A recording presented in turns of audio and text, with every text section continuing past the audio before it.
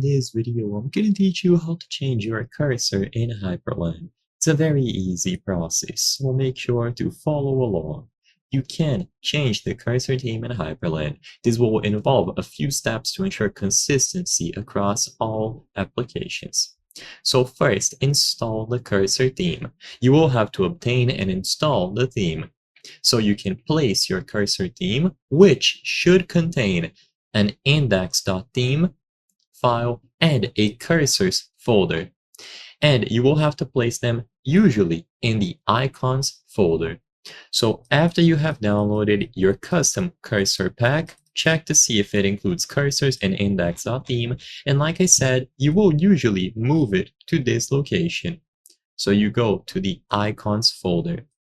This can either be /icons, /local, /share, /icons, or if you want system-wide, which requires root permissions, it is going to be user, usr, share, and then icons.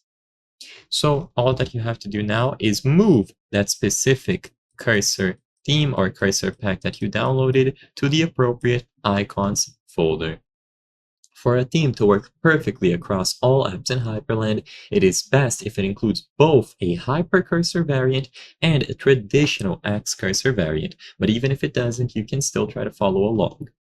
After this is done, you will need to set the cursor theme and size in your Hyprland configuration file. Usually it is going to be located in the config, hyper, and then hyprland.conf.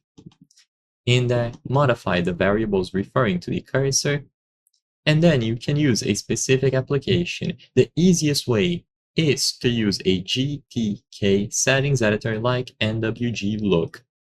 By using a file or a tool like this, you will be able to find all of the mouse cursors that you have available. You can choose them from this list and apply.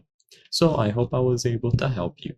If this video helped you, consider subscribing. As you can see, according to our channel metrics, 83% of the people watching our videos are not subscribed. By subscribing, you will highly help the channel. Thank you for watching, and I'll see you on the next one.